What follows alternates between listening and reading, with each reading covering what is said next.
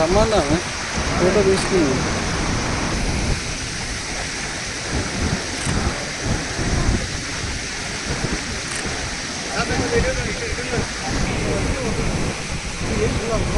Corporate చూపించినట్టు చేస్తే మళ్ళా ఇక్కడ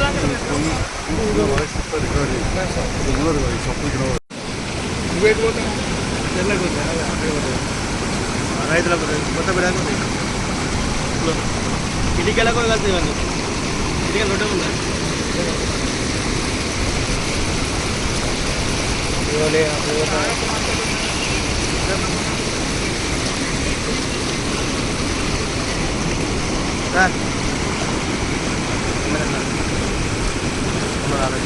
సార్ రెడీ. జగిత్యాల నియోజకవర్గ పరిధిలో చాలా చోట్ల కూడా అతి భారీ వర్షాలు పడడం జరిగింది.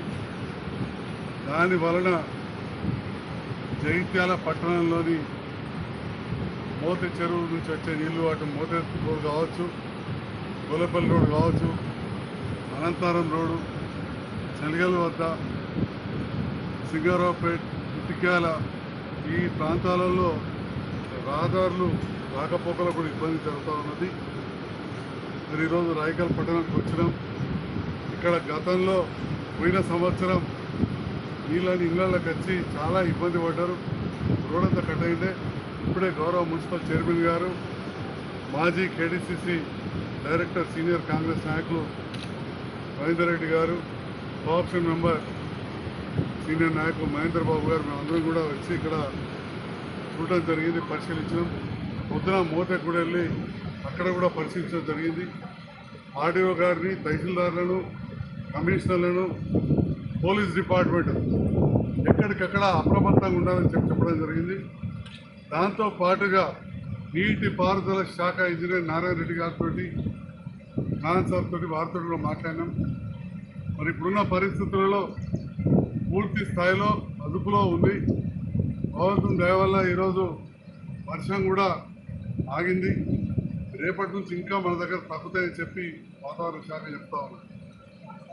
పైనుండి ఎప్పుడెప్పుడు నిండుతా అనే మన ఎస్ఆర్ఎస్పి ప్రాజెక్టు ఒక్క రోజులో నిండే పరిస్థితి ఉన్నది. కాబట్టి ఆల్రెడీ కొంత గేట్లు కాబట్టి గోదావరిలోకి నీళ్ళు వదులుతున్నారు. మరి జగిత్యాల నియోజకవర్గ ప్రజలు బోర్నపల్లి కావచ్చు, కింద రంగసాగర్, కమ్మనూరు, చిత్రవేణిగూడెం, కొల్వాయి, చిన్న కొల్వాయి, ఇక కింది వరకు కూడా అందరూ కూడా అప్రమత్తంగా ఉండాలి. గోదావరి ఒడ్డున ఉన్నవాళ్ళు ఇంత పైకి రావాలని చెప్పి కూడా కోరుతా ఉన్నాం. గోదావరి ఒడ్డుకు వెళ్ళొద్దు. అదేవిధంగా వాగులు ఎక్కడెక్కడైతే పారుతున్నాయో ధైర్యం చేసి నడిచిపోవడం, సైకిల్ మోటార్ల మీద పోవడం, కార్లలో పోవడు, ట్రాక్టర్ల పోవడు అసలే చేయదని కోరుతా ఉన్నా. జగిత్యాల పట్టణం విస్తరిస్తున్న సందర్భంలో జగిత్యాల అవతల గోవిందపల్లి దాటి మోత శివారులో ఇల్లు కట్టుకున్నారు. వాళ్ళకు కొన్ని ఇబ్బందులు అవుతున్నాయి. కౌన్సిలర్ గారితో, మున్సిపల్ కమిషనర్తో మాట్లాడినాం. ఈరోజు నేను కూడా అక్కడికి వెళ్తా. రాకపోకలు బంద్ అయినాయి. ఎవరైనా కానీ దయచేసి అనవసరంగా బాగు దాటే ప్రయత్నం చేయొద్దు, ప్రాణాలకు ముప్పు తెచ్చుకోవద్దు. అత్యవసర వస్తువులు అదే విధంగా నేను ప్రభుత్వ అధికారులు, ప్రజాప్రతినిధులతో సమన్వయం చేసి పంపిస్తామని చెప్పి కూడా ఈ సందర్భంగా తెలియజేస్తూ ఉన్నాం. ఎక్కడైనా అలాంటివి ఉంటే సంబంధిత తహసీల్దార్ గారికి, పోలీస్ ఎస్ఐలకు, సిఐకి, అదేవిధంగా మున్సిపల్ కమిషనర్ గారికి, అవసరమైతే ఆర్డీఓ గారికి కూడా తెలియజేయాల్సిందిగా ఆ ప్రాంత ప్రజలు కోరుతూ ఉన్నా. ఇంకా ఇబ్బంది అయితే కూడా నాకు ఫోన్ చేసినా కానీ నేను అధికారులకు తెలియజేస్తా. అందుబాటులోనే ఉన్నా నేను జగిత్యాలనే. మరి రాష్ట్ర వ్యాప్తంగా కూడా గౌరవ ముఖ్యమంత్రి గారు మొన్నటి నుంచే ఆదేశాలు జారీ చేశారు. స్కూళ్ళల్లో కూడా పిల్లలను పంపొద్దని చెప్పారు. ప్రైవేట్ పాఠశాలల వారు కూడా ఎక్కడ కూడా నిబంధనలు ఉల్లంఘించద్దు. తల్లిదండ్రులు కూడా పిల్లలను బయటకు వెళ్ళనివ్వద్దు. గతంలో రాయకల్ పట్టణంలో పెద్ద వర్షం వస్తే ఒక మోర్లో పిల్లడు కొట్టుకపోయిన పరిస్థితి మనకు తెలుసు. కాబట్టి పిల్లలను ఇళ్ళ నుంచి బయటకు వెళ్ళకుండా కూడా చూసుకోవాల్సిన బాధ్యత ఉంది అని కూడా తెలియజేస్తున్నాం.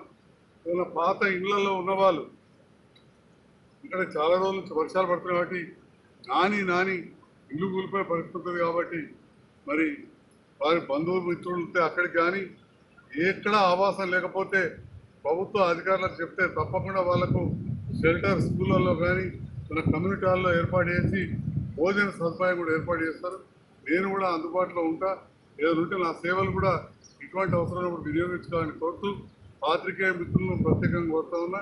ఈ వార్తను ప్రచురింపజేసి ప్రజలను అప్రమత్తంగా ఉండే విధంగా వాళ్ళ ప్రాణాలకు కానీ ఆస్తులకు కానీ నష్టం కాకుండా చూసే విధంగా మా పాత్రికేయ మిత్రులు కూడా సమాజానికి తెలియవలసిందిగా కోరుతూ ఎక్కడైనా ఏమైనా ఇబ్బందులు జరిగితే కూడా మీ మీడియా ద్వారా మాకు తెలియజేస్తే మీరు ఎలక్ట్రానిక్ మీడియా కావచ్చు, ప్రింట్ మీడియా కావచ్చు, లేదా మీ సామాజిక మాధ్యమాల ద్వారా నాకు మెసేజ్ పెట్టినా కానీ SMS పెడితే నేను స్పందించి సేవ చేయడానికి సిద్ధంగా ఉన్నా అని చెప్పి మా నాయకులందరి పక్షాన వాళ్ళందరితో